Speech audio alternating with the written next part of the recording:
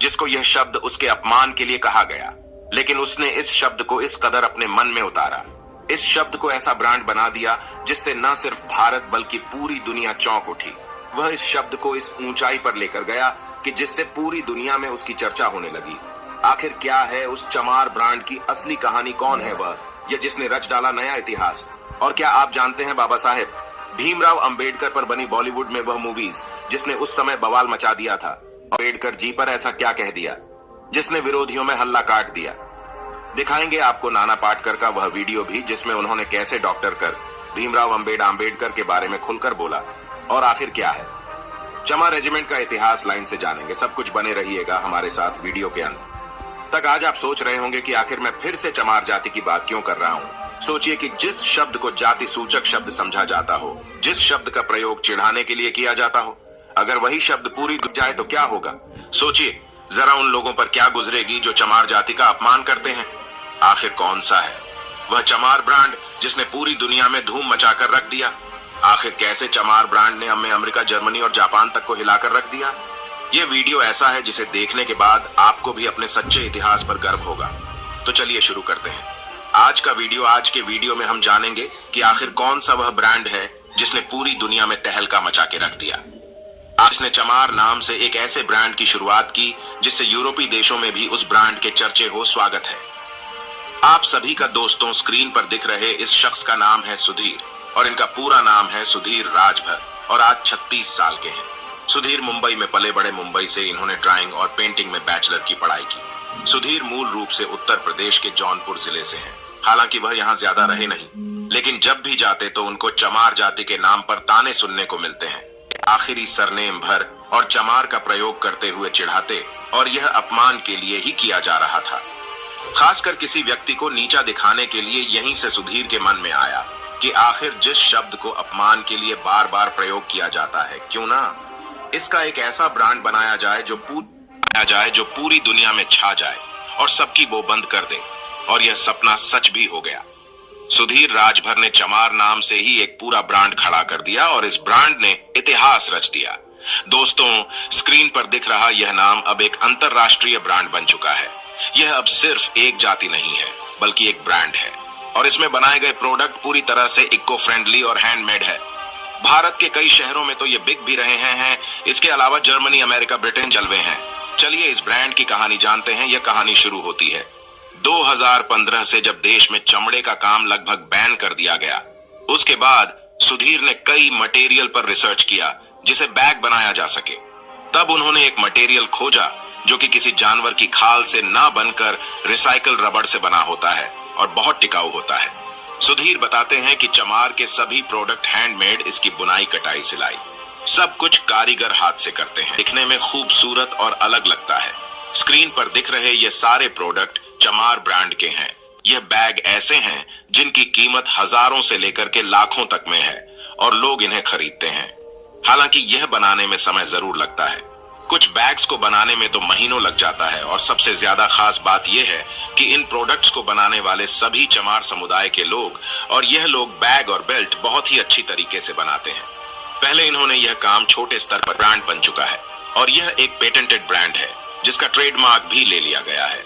इस ब्रांड से company registered की गई है जिसका नाम है चमार प्राइवेट लिमिटेड। इसके तमाम प्रोडक्ट अमेरिका, जर्मनी और जापान में बिक रहे हैं। सबसे हैरानी की बात है कि इसका कोई स्टोर नहीं है बल्कि चमार ब्रांड के प्रोडक्ट्स की बिक्री ऑनलाइन वेबसाइट से होती है। लेकिन सुधीर बताते हैं कि मैं आज भी जब अपने गांव वालों से मेरे ब्रांड के बारे में बताता हूं तो कई लोग जोर जोर से हंसते हैं। यही हमारा दुर्भाग्य है कि हम अपने लोगों के काम को सराहन के बजाय उसका मजाक उड़ाते हैं। सुधीर बताते हैं कि हाल ही में उन्होंने चमार हवेली नाम का एक प्रोजेक्ट शुरू किया है।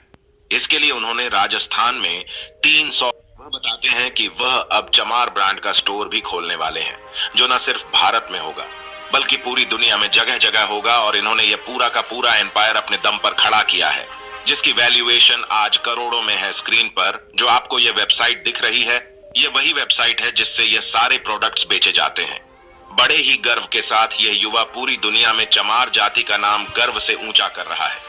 न सिर्फ चमार जाति बल्कि पूरी दुनिया में भारत का नाम। इन पर दिख रहे ये प्रीमियम प्रोडक्ट्स जिनकी कीमत लाखों तक में है, इनकी विदेशों में बहुत भारी मांग है और यह सफलता की कहानी उन लोगों के मुंह पर भी करारा तमाचा है जो किसी भी जाति को नीचा दिखाने की कोशिश करते हैं। चमार ब्रांड आज पूरी दुनिया में धूम मचा रहा है और एक्सपर्ट्स कहते हैं कि आने वाला टाइम चमार ब्रांड के लिए स्वर्णिम काल होने वाला है। भीमराव अंबेडकर पर एक नहीं बल्कि सैकड़ों फिल्में बन चुकी हैं सारी भाषाओं में, लेकिन आज हम बॉलीवुड की बात करने वाले हैं जिनमें हम आपको 5 ऐसी मूवीज के बारे में बताने वाले हैं जो उस समय काफी ज्यादा चर्चा में रही थी। तो चलिए आते हैं पहली मूवी पर, जो कि है भीम गर्जना। दोस्तों, विजय पंवार की यह मराठी फिल्म डॉक्टर बाबा साहब अंबेडकर पर बनने वाली फिल्मों में से एक थी।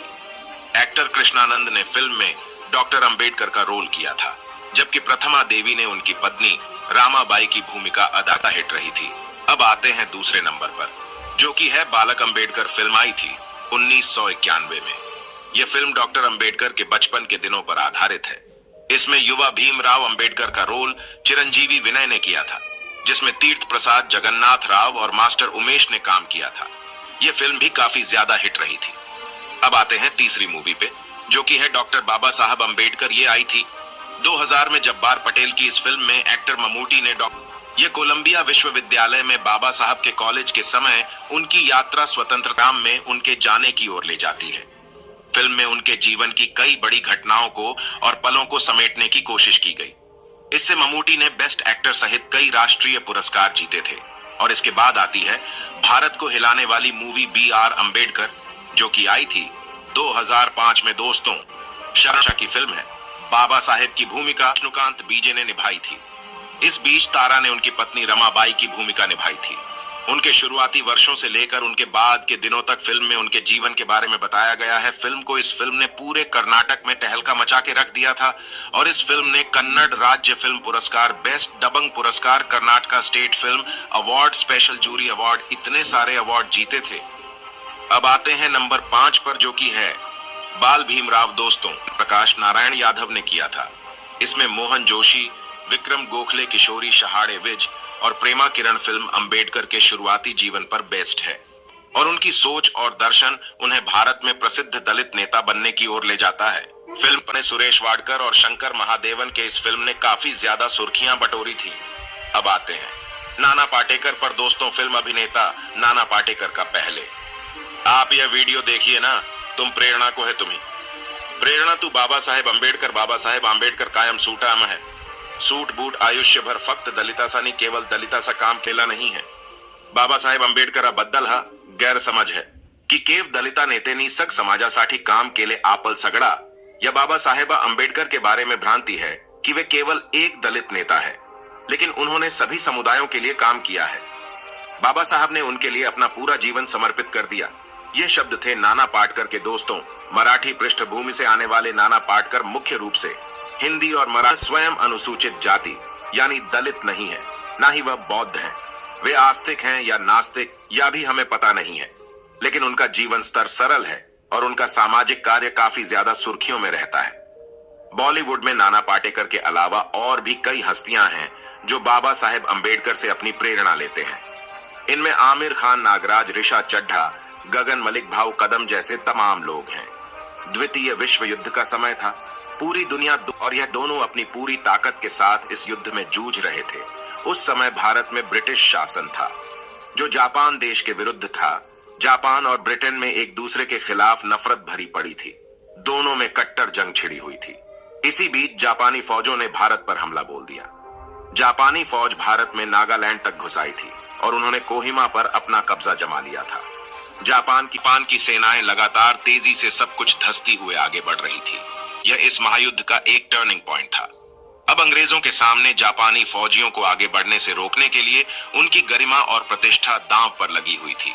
अंग्रेजों को समझ नहीं आ रहा था कि अब वह करें तो करें क्या। ऐसी परिस्थितियों में अंग्रेजों ने 1 मार्च 1943 को एक रेजिमेंट बनाने की घोषणा की, जिसका नाम था चमार रेजिमेंट। इन के लिए ट्रेनिंग दी गई और जापानी फौजियों से भिड़ने के लिए चमार रेजिमेंट को नागालैंड में लगाया गया। इस बर्फीले, कटीले, पथरीले, दुर्गम युद्ध के मैदान में चमार रेजिमेंट के जवानों ने पूरे जोश और बहादुरी के साथ अपनी पूरी ताकत झोंक कर रख दी। चमार रेजिमेंट के बहादुर सिपाहियों ने जापान के फौजियों का मनोबल धस्ती कर दिया था। जापानी फौज में हाहाकार मची हुई थी। चमा रेजिमेंट ने एक जबरदस्त निर्णायक युद्ध लड़ा, जिसका इतिहास आज तक साक्षी है। दुश्मन की जापानी फौजियों के 7,000 जवानों को मार गिराया और तो और 31 मई 1944 को अपने मृतक जवानों की लाशें एवं हथियार छोड़कर कायरों की भांति रात के अंधेरे में जापानी सैनिकों को मैदान छोड़कर भागने पर विवश कर दिया। इस प्रतिष्ठापूर्ण युद्ध में चमा रेजिमेंट के 917 बहादुर जवान भी शहीद हुए, जिनके नाम कोहिमा में बने शहीद स्मारक पर आज भी अंकित है। 31 मई 1944 में एक यादगार के रूप में सदैव के लिए अंकित हो गया। भारत के बहादुर चमा रेजिमेंट ने इस दिन कोहिमा को फतेह कर लिया था। 31 मई 1944 को जब जापानी फौज के मेजर जनरल साटो ने मैदान छोड़ने से पहले अपने आदेश में लिखा था कि हम 2 महीने तक अपने पूरे साहस और लगन के साथ यह लड़ाई लड़ते रहे, अब हम दुखद आंसू बहाने के बजाय कोहिमा को छोड़ रहे हैं। इसी रेजिमेंट के द्वारा उसके बाद बर्मा और रंगून को भी फतह किया गया था। उस समय का सर्वश्रेष्ठ अवार्ड चमा रेजिमेंट को दिया गया था, जिसका नाम था दी बैटल ऑनर ऑफ कोहिमा। लेकिन इसके बाद एक ऐसा टर्निंग पॉइंट आया जिसने अंग्रेजों के भी होश उड़ाकर रख दिए। 18 अगस्त 1945 को यह खबर आई कि नेताजी सुभाष चंद्र बोस की हवाई दुर्घटना में मृत्यु हो गई है, जिसके बाद आजाद हिंद फौज के जवान तितर बितर हो गए। और जैसे ही यह खबर अंग्रेजों को एल लगी, अंग्रेजों ने आजाद हिंद फौज के गिरफ्तार करने के लिए चमा रेजिमेंट को लगा दिया। लेकिन चमा रेजिमेंट ने जो किया वह अपने आप में एक मिसाल है। भारतीय आजाद हिंद फौज के जवानों को देखते ही चमा रेजिमेंट के देश प्रेमी जवानों ने लड़ने से साफ मना कर दिया और आजाद हिंद फौज के जवानों के साथ मिल गए और अंग्रेजों के विरुद्ध का ऐलान कर दिया। आजाद हिंद फौज और चमा रेजिमेंट के जवानों ने अंग्रेजों के छुड़ा कर रख दिए। इसके बाद 1946 में चमा रेजिमेंट को अंग्रेजों के द्वारा डिसबैंड कर दिया गया तथा गिरफ्तार कर लिया गया। उस समय फौजी टुकड़ी के कमांडर कैप्टन मोहनलाल कुरील को भी बंदी बनाकर जेल में डाल दिया गया। यही आजादी के बाद वर्ष 1952 में सफीपुर उन्नाव से विधायक बने चमा रेजिमेंट के जवानों ने जो बलिदान देश के लिए दिए, उन जवानों के नाम दिल्ली, इंफाल, कोहिमा, रंगून आदि के युद्ध स्मारकों में आज भी दर्ज मिलते हैं। चमा रेजिमेंट के जवानों को विभिन्न वीरता पुरस्कारों से सम्मानित किया गया। 1900 चमा रेजिमेंट को अंग्रेजों द्वारा भंग कर दिया गया। आज आवश्यकता है कि फिर से चमा रेजिमेंट को बहाल किया जाए। दोस्तों, आज की वीडियो में बस